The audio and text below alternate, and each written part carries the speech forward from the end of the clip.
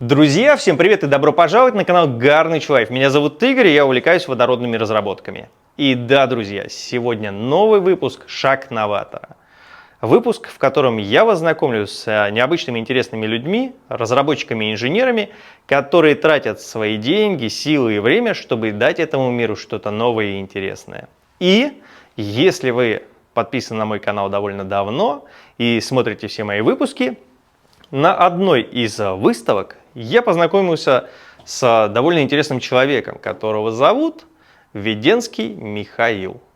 И вот даже этот баннер, если я не ошибаюсь, был на этой выставке. А он непосредственно курирует разработчики вот этих вот устройств Пихта.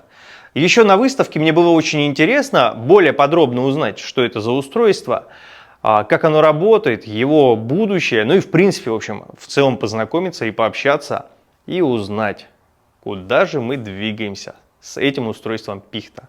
Друзья мои, ну а спонсор рубрики «Шаг новатора» – бренд кондиционеров IGC. Компания занимается производством бытовых, это настенные, напольно-потолочные, кассетные кондиционеры и не только, и промышленные, ВРФ, чиллеры, фан-койлы, в общем, огромный перечень кондиционеров. Заказать их можно на сайте igc-aircon.com. Ну а я, в свою очередь, могу снимать выпуски про изобретателей. Поэтому, друзья, переходите, заказывайте. Ну а мы идем знакомиться с новым интересным новатором. Рубрика «Шаг новатора». Погнали!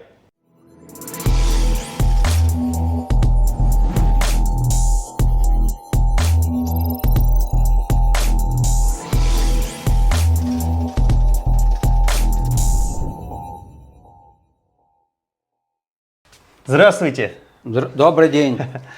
Веденский Михаил Константинович. И вот эти гаджеты, и если можно, расскажите нам и зрителям про ваши уникальные устройства. Что я вам могу сказать, друзья?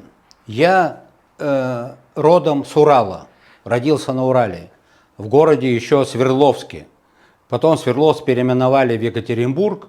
И сейчас это город Екатеринбург, вы, наверное, знаете, столица Среднего Урала. Я родом оттуда.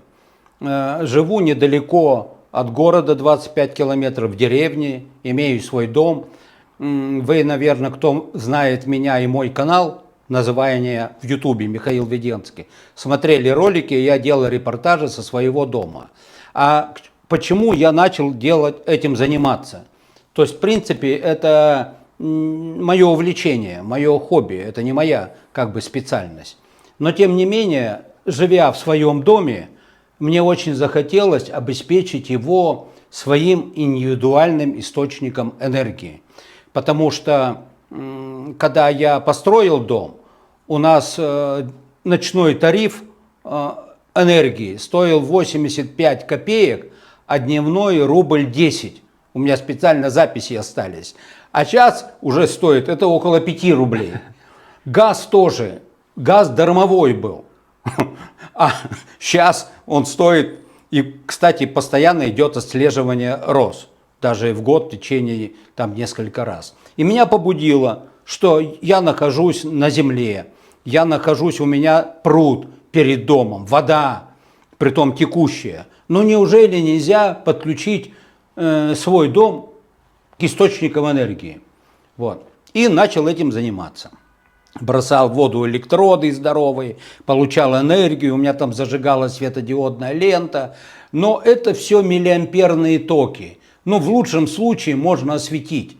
Там дорожки в саду, дом можно что-то комнату делать, ночнички. Это все миллиамперные токи. И я познакомился с людьми, которые, в принципе, этим же занимались, ученые в Москве, где я сейчас нахожусь, не дома. То есть я на выезде, дома в кругу семьи, и если есть свой дом, заниматься этим некогда. А я вдали от дома, только сейчас могу посвятить свое время занятиям. И я встретил ученых одних, Институт Академии наук в Москве, и они мне показали свои технологии, чем и я занимался. Но у них разработан катод уникальный. Сейчас я вам его покажу. В принципе, в мире-то вот таких катодов и нету. А мы можем поближе подойти. Да, показать. это разработка вот наших ученых, а возможно даже не наших. Тут все покрыто мраком. Что он позволяет, этот катод? Он состоит из нескольких слоев. Вот активная часть катода состоит из нескольких слоев. Там есть активированный уголь и ацетиленовая сажа внутри. И еще есть запорный слой между никелевой сеткой и активным слоем, запорный слой, который суспензия фторопласта, которая не пропускает воду наружу сетки, а не препятствует прохождению кислорода, когда он нагнетается вместе с воздухом, в зону реакции. То есть с этой поверхности проходит кислород, и вот с этого катода снимается плюсовой потенциал. То есть сам взять воздушный кислород воздуха, О2, он особо не активен. Он на металлах покрывает пленочкой немножко, слегка, с верхнюю. А когда он проходит, активируется через, вот назовем его графит, то тогда он приобретает другие качества, кислород. Он уже превращается не с молекулярный, а в атомарный. 2О у него формула. Не О2, а 2О. Активный, очень активный. И он воздействует на решетку металла, из которой мы получаем энергию. В данный момент это вот такие пластинки алюминия, а вообще-то можно поменять их и на магний. Только раствор будет, электролит другой. И вот когда мы собираем вот такой топливный элемент, вот все наши устройства состоят из вот этих топливных элементов. Здесь у нас два вот этих вот катода на сетке, два, а между ними вставляется топливо. И в перспективе я к чему стремлюсь? Ну, когда я говорю я, это мы. Тут небольшая группа людей. Вот. Разрушается решетка вот этого металла, когда кислород проходит сюда. И когда цепь замкнута между плюсами, вот плюс и минусом вот этого анода назовем, идет электрический ток. Если мы замкнем накоротко вот эти вот два элемента, плюс и минус, ток короткого замыкания достигает, я вот лично это проверял, 120 ампер. Кто понимает в электротехнике, тот знает, что такое 120. Это с одной ячейки. С одной. Ток короткого замыкания. А рабочий ток, это где-то получается у нас до 25 ампер при напряжении 1,5 вольта. Получается 40 ватт. Вот мощность этой ячейки под нагрузки 45 ватт. Мы их соединяем последовательно, увеличиваем напряжение до нужного и можем заряжать мощные аккумуляторы. Мы вам его покажем, например, 100, 200, 300 ампер. Вот 100 ампер мы заряжаем током 57 ампер с этой установки за 20 минут. Если мы подсоединим 3 аккумулятора, 3 аккумулятора по 100 ампер можем зарядить, например, за час. Вот такая мощность в этих установках. Задача номер 1 – автоматизировать сборку вот этих вот топливных элементов. Это все вручную делается. Это я участвовал в этом процессе изготовления. Очень сложный процесс. Позвольте. Вроде бы разработка с Болгарией. Вроде бы. Но это все покрыто мраком.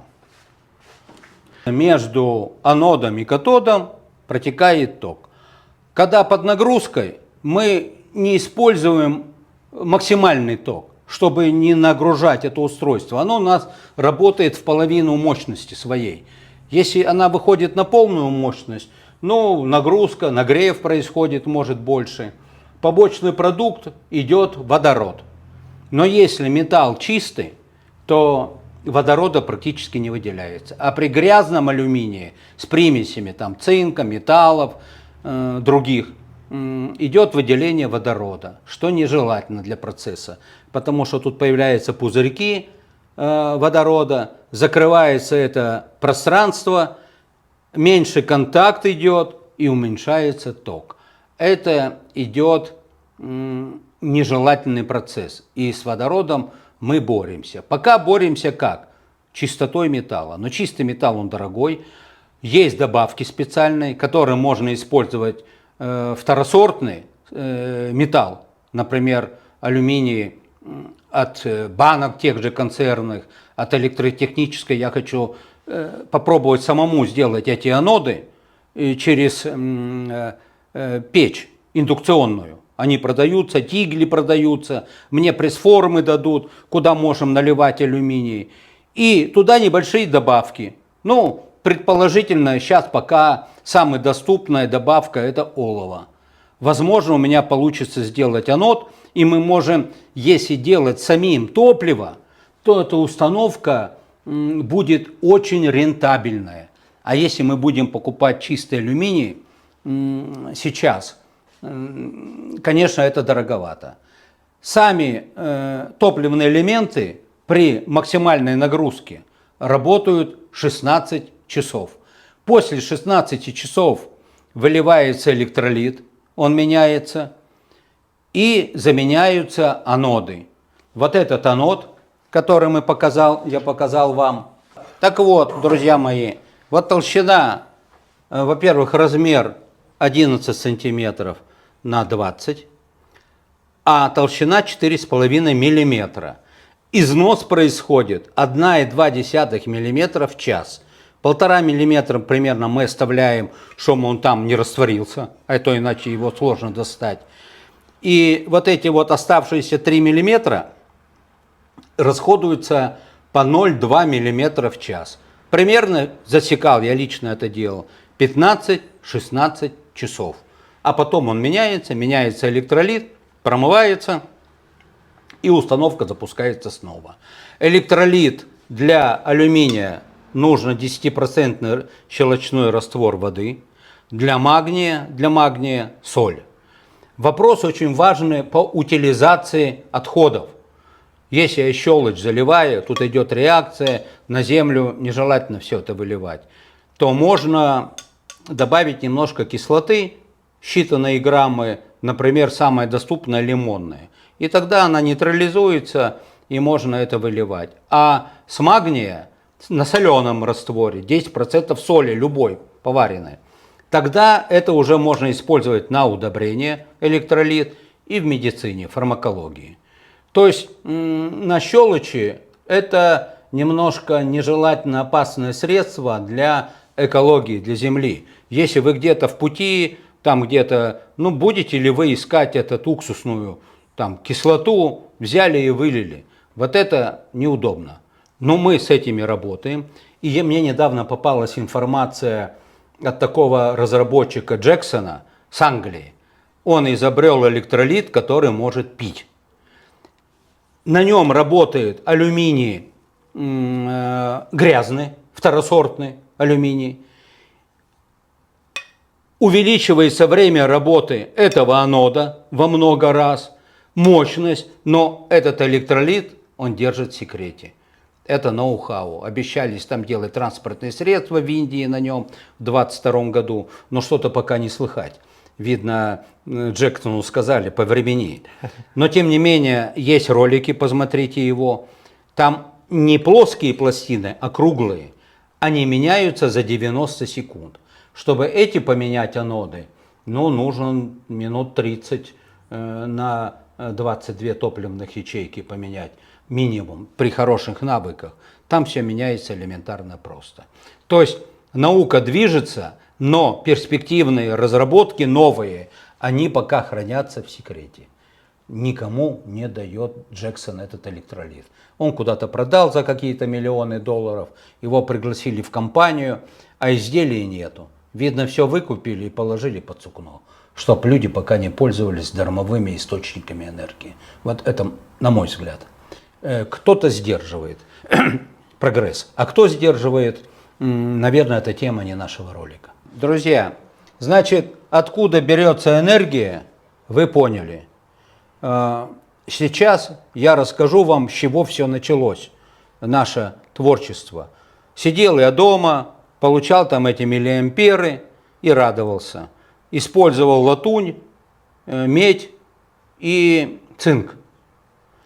Сейчас же, когда я познакомился с учеными, и вот они мне дали, ну это мягкое слово сказано, дали, все даром не дается. Когда у меня получался этот катод, я получил в руках и получил десятки амперов, то меня это подвигнуло к дальнейшему поиску вот этих источников для людей. Я понял, что благодаря этой технологии люди могут получать энергию для своих домов. И вот такой вот лозунг, вот внизу, можно это показать людям, это из каких-то журналов я взял, которые занимались вот этими источниками, западные журналы физики. Это не мой лозунг. И меня, это тоже, кстати, данные вот эти можно взять. Да, конечно, вот реквизиты. Да, реквизиты. И вот будущее энергетики, металловоздушные химические источники тока. Это не моя фраза. Ну, получается, что я себя рекламирую, эти изделия. Это я взял из журналов, ну, физического там плана. Вот. И когда я с ними познакомился, я увидел вот эту вот установку. Она предназначалась для использования в электромобиле, в котором благодаря вот этой установке и штатным аккумуляторам, и суперконденсаторам, и ионисторам проезжал этот автомобиль в 5 раз больше расстояние, чем штатный автомобиль на штатных аккумуляторах, вернее, без этой установки. К сожалению, они его возили в Сочи на выставку, там был президент еще в то время Медведев Дмитрий Анатольевич, и его до этого автомобиля не довели. Интереса никакого не было.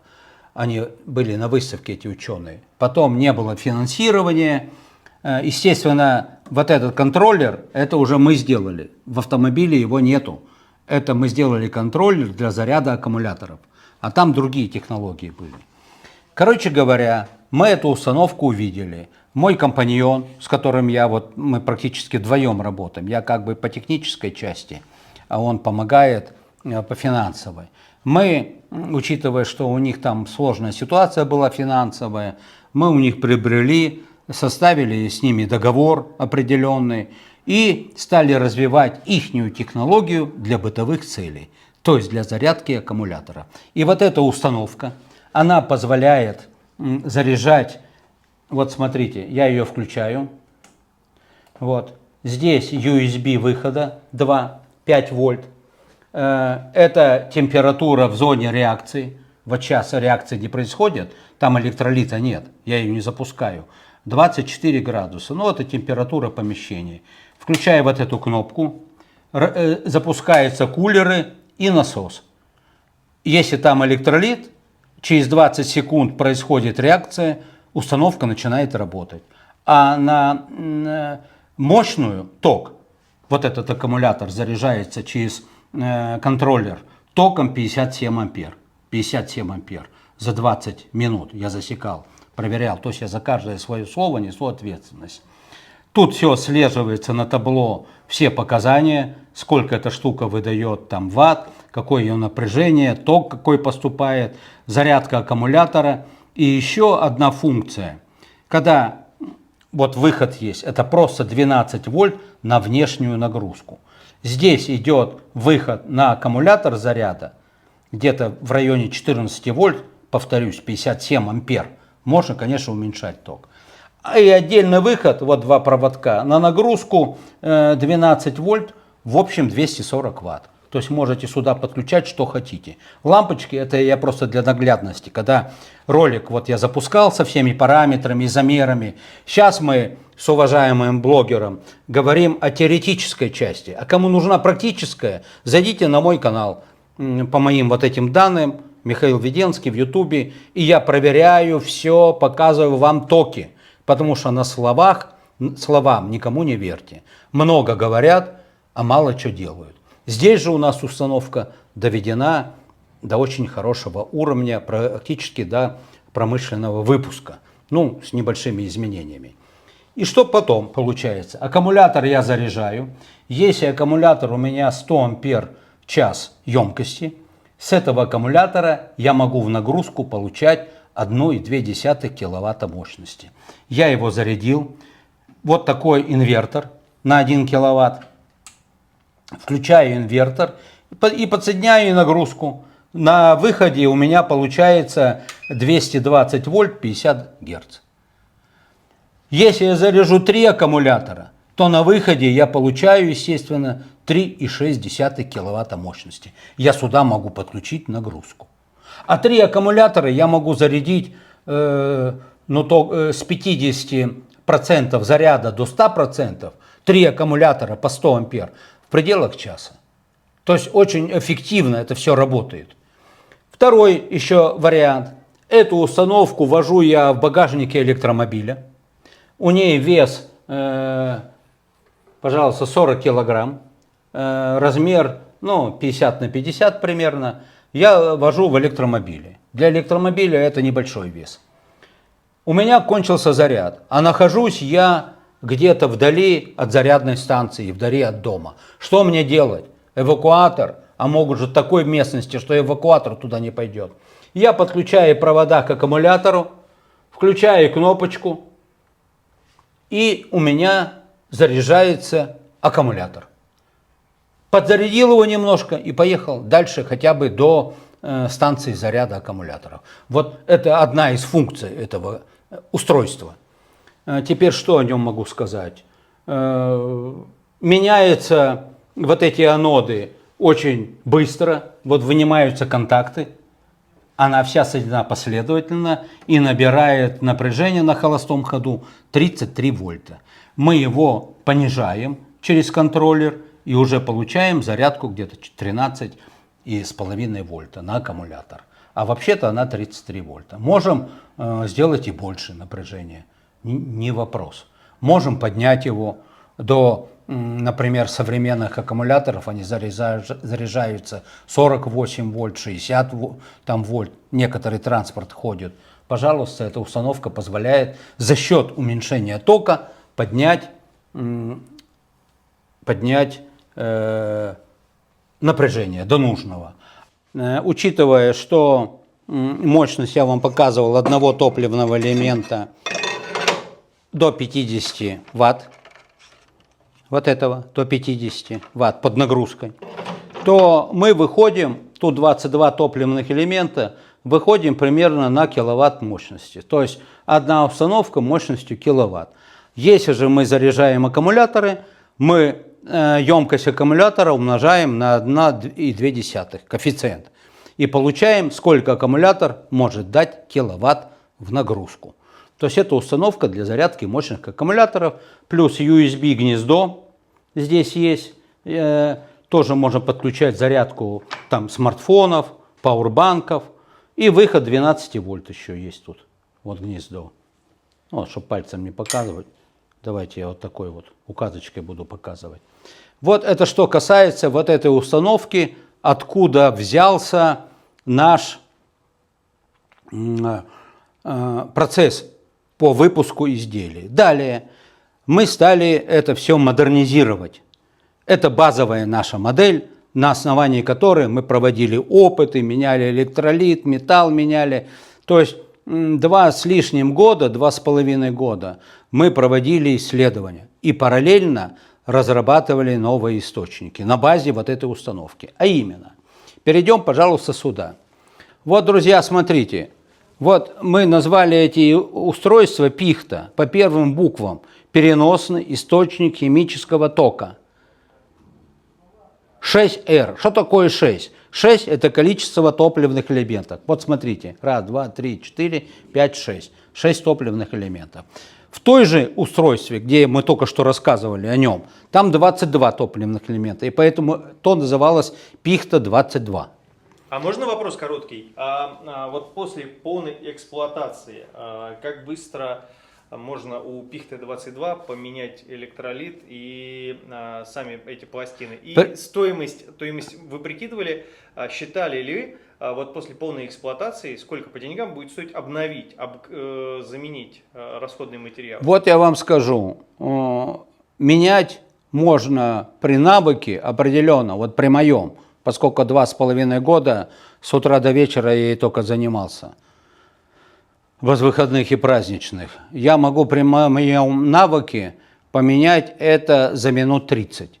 Не имея навыка, ну, до часа-полтора. Стоимость, учитывая, что сейчас стоимость алюминия, я в начале лекции говорил нашего ролика, что она высокая на данный момент, потому что у нас идет чистейший алюминий марки А99,9, ну вот этот кусочек металла. Это чистейший алюминий, который в листах не идет. Мы закупаем чушки, нам эти болванки раскатывают, потом мы нарезаем, выравниваем. Это такая головная боль. Так вот, в среднем, пока мы не достигли уменьшения себестоимости, где-то на 22 элемента около 500 рублей обходится один анод. Минимальная цена на чистом алюминии. Если взять чистый алюминий, чистейший, то это будет даже и выше. То есть не всякий человек сможет тратить такие деньги после 16 часов работы установки. Поэтому это источник резервного тока, резервной энергии. Постоянно его гонять дома и получать там все, свет и все прочее, как солнечные панели. Солнце светит бесплатно. А здесь, друзья мои, платить денежки за металл. Разница есть. Но там солнце не всегда светит, а металл вы меняете круглые сутки. Но постоянно работать на него, отключили энергию, или где-то вы в лесу, там, вот в автомобиле вы застряли, электро подключили, это реально сумму такую заплатить. А гонять ее постоянно в условиях каких-то бытовых, ну, пока что это не рентабельно. Если мы добьемся вот этого электролита, как Джексон, и вторичный будет у нас металл, и мы сами будем выплавлять аноды, но тогда это называется клондайк. А пока что топливо, извините, дорогое. Если сравнить с бензином и соляркой, конечно, там все намного дешевле. Но там, сами знаете, что такое бензогенератор. И экология, и шум. Это, кстати, инфракрасное излучение не контролирует с космоса. То есть для спецподразделений она не дает излучений. А генератор вы заведете, сразу же полетит дрон сюда. Ну, я грубо говорю. Вот. Тут есть огромные преимущества, а минусы в основном это то, что топливо пока дорогое. Но мы стремимся к снижению.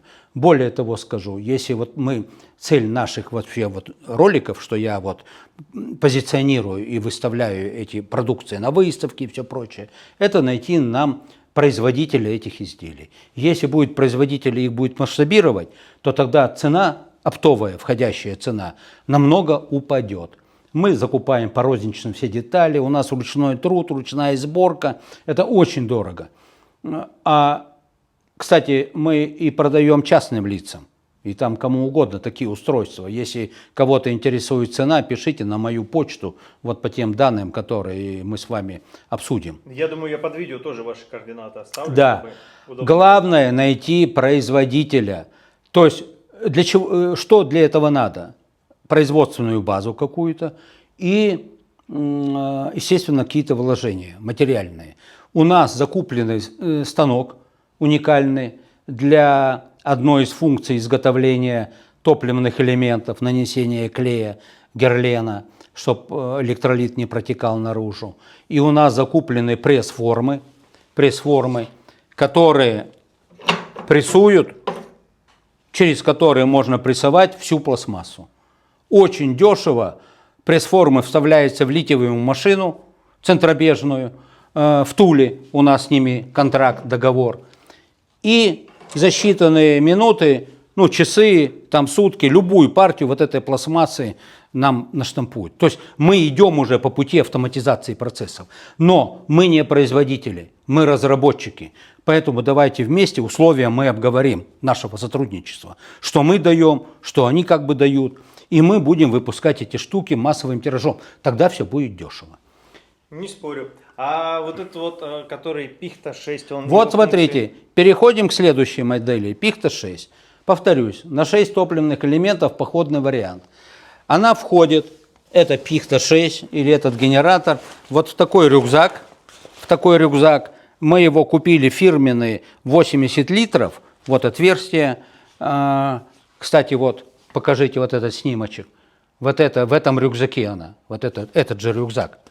Мы его обрезали на 20 сантиметров, 80-литровый рюкзак, подогнали под это устройство. Вес от 12 до 16 килограмм. То есть для развитого туриста, может, это не огромный вес. С 11 можем даже начать. Что это позволяет? Это позволяет в походных условиях подключать USB, подключать зарядка там, телефонов, смартфонов, заряжать пауэрбанки, выход 12 вольт есть, и заряжать аккумулятор мощностью до 50 ампер в час. А с этого аккумулятора мы можем получать в лесу то же самое, 220 вольт 50 герц мощностью до 600 ватт с одного аккумулятора. А аккумулятор мы заряжаем от этого устройства с током примерно 5 ампер. Что еще могу сказать? Вот смотрите, я его включил, старт. Отслеживается аккумулятор, отслеживается, сколько он потребляет на работу кулеров, вот этого насоса. А вторая кнопка, я подсоединяю нагрузку, и идет зарядка на аккумулятор. Вот принцип действия. Тут преобразователи, это 10 вольт выдает, на холостом ходу под нагрузкой, естественно, меньше. Тут преобразователи преобразуют на напряжение нужное для зарядки аккумулятора, например, 13,5 вольт. И у нас что? Вот есть такой вот у нас ваттметр, который фиксирует все параметры заряда аккумуляторов, ток идет, сколько она отдала мощности это изделие. Этот прибор показывает температуру в зоне реакции, а это контроль за внутренним потреблением, как только что я сейчас включил. Вот внутреннее потребление, там маленький аккумулятор стоит, который запускает устройство, вот этот насосик. А потом этот маленький аккумулятор начинает заряжаться от этого устройства. То есть он включается на 20 секунд, а потом устройство начинает через 20 секунд работать, и аккумулятор начинает внутренне заряжаться. То есть практически ему ничего не делается на срок, который гарантирует завод-изготовитель. То есть на него нагрузка небольшая. Все работает это устройство. Этот аккумулятор, вот он маленький, он только для пуска на 20 секунд для вот этого насосика и прогонка вот с этой стороны воздуха, то есть кислорода в зону реакции. Отсюда идет кислород. Там он преобразуется через катоды в активный, начинается разложение металла, и электроны при замкнутой цепи начинают работать, производить ток за счет разрушения кристаллической решетки металла. Вот вкратце, понятным языком, я говорю, откуда берется электричество. Из металла, когда он разрушается. Вот. Теперь что? Тут поскольку 6 элементов, все быстро. Контактики вытаскиваю за считанные секунды, вытаскиваю топливные элементы, вставляю новый. То есть на 6 работать все просто, в походном условии.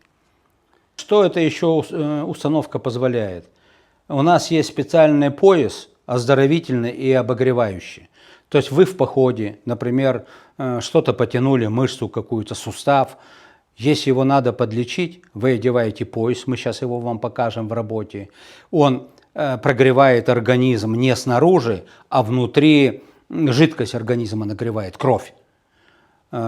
И человек попутно оздоравливается и обогревается. На улице холодно, вы сидите, например, на рыбалке, а вам тепло, а может даже и жарко. Или в палатке вы находитесь. Надели пояс, вам тепло. Сейчас я покажу, как он работает. Вот он запитывается от 5,5 вольт или от пауэрбанка. Но в данный момент Powerbank, вы сами знаете, вот эти все источники, которые я вам показываю, это не накопитель энергии, как аккумуляторы, как батарейки, как Powerbank, а генератор энергии. То есть эти наши источники чем отличаются от аккумулятора? Аккумулятор накопил, отдал и все, и кончился. Ему нужен заряд. А это устройство генерирует заряд на аккумулятор. Вот основное отличие нашего устройства от накопительной системы и генерирующей системы. Это, грубо говоря, солнце и ветер, если так образно говоря. А мне почему-то показалось, что это именно батарейка. Нет, это солнце и ветер, заменитель солнца, ветра или гидростанции, который дает заряд на аккумулятор. А с аккумулятора через инвертор получаете 220 вольт или напрямую 12 вольт. Так вот это генерирующее устройство. Оно генерирует энергию за счет разрушения металла. Ну, как в батарейке. Батарейку вы выбрасываете, аккумулятор требует заряда.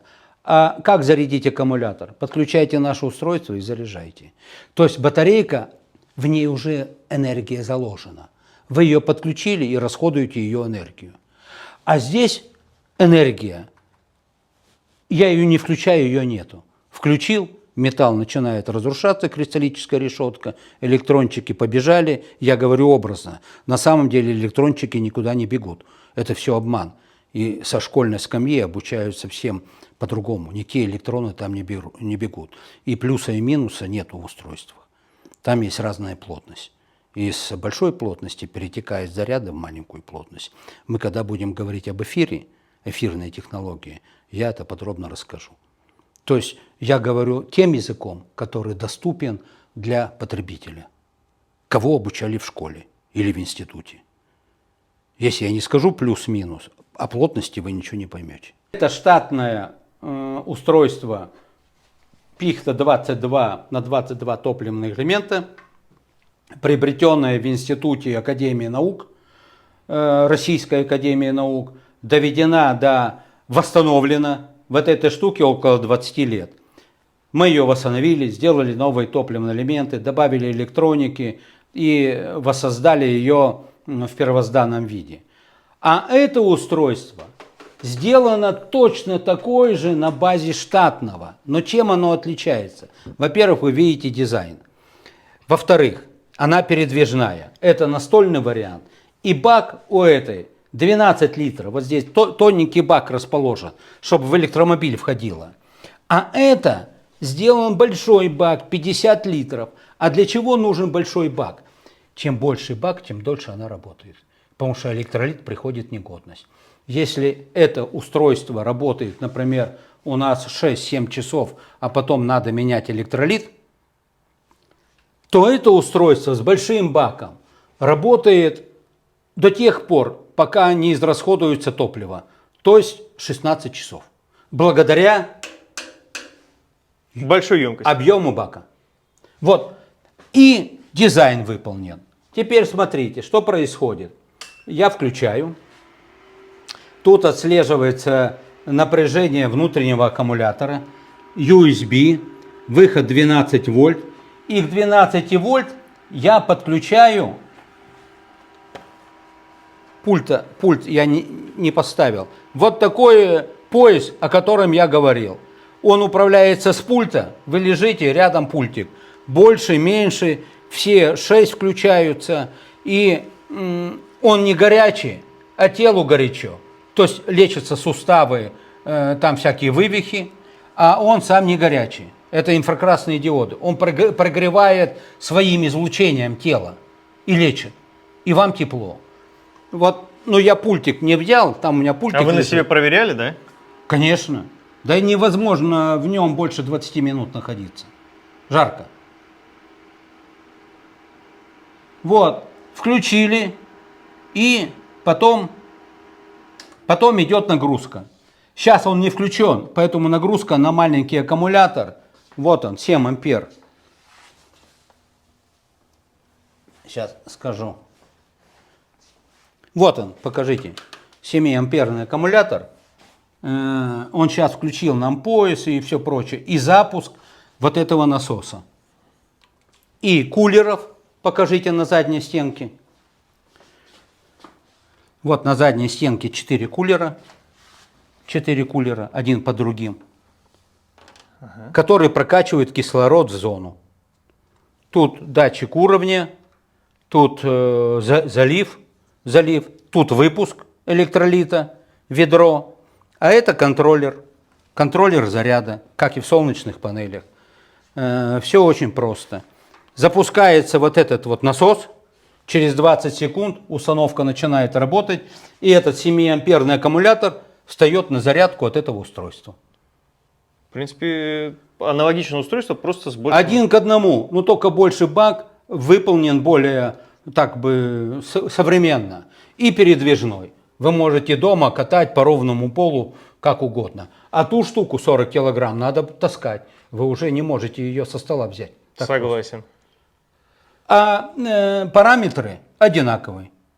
Что здесь в пределах киловатта мощности заряжает аккумуляторы, ну, например, там 100, 200, 300 ампер, да хоть сколько. Чем больше емкость аккумулятора, тем дольше его надо заряжать. Вот что я скажу. А ток, рассчитывайте, 57 ампер нам удалось достичь при 14 вольт. Вот этим током вы можете и пользоваться, заряжая аккумуляторы, соединенные, например, последовательно. Так, я хочу завершить выступление свое по этим устройствам. Пихта, переносный источник, персональный источник химического тока. Буквально пару слов.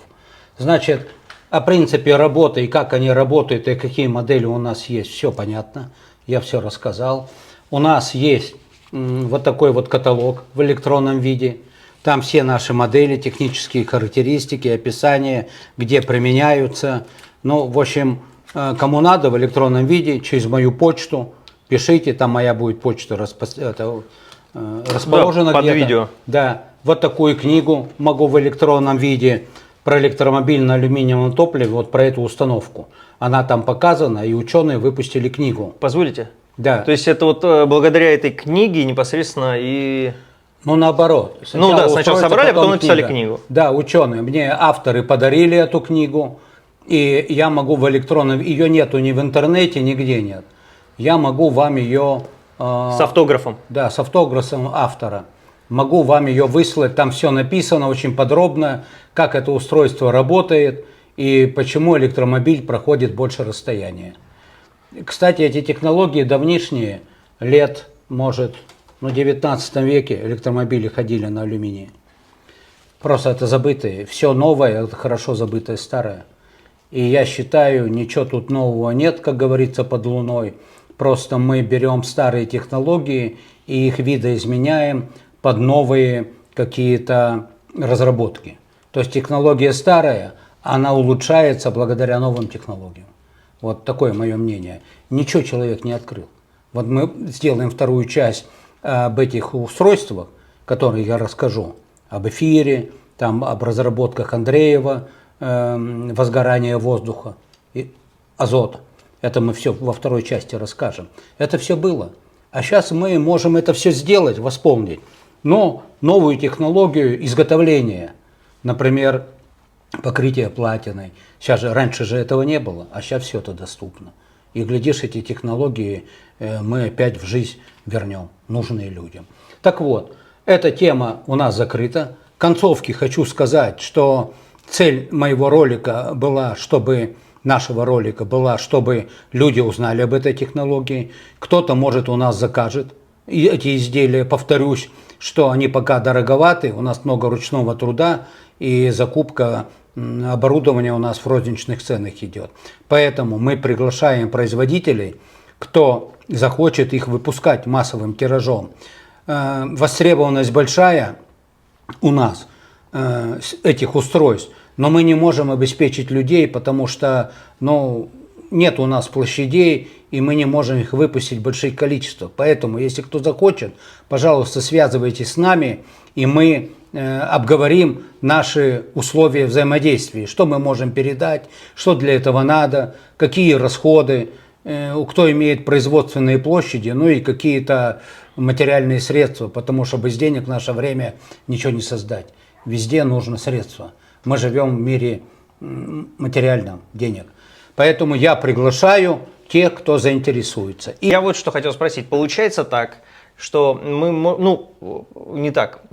Выходит, что пихта – это, по сути, устройство, которое можно где-то поставить, им пользоваться, после эксплуатации его почистить, оставить, и когда заново возникнет потребность оказаться в этом месте, с собой не надо будет вести вторую пихту. Достаточно взять какое-то количество алюминиевых пластин. легкие пластины. Да, причем алюминий все-таки легкий металл. Они сколько угодно лет, их можно содержать, десятками там лет.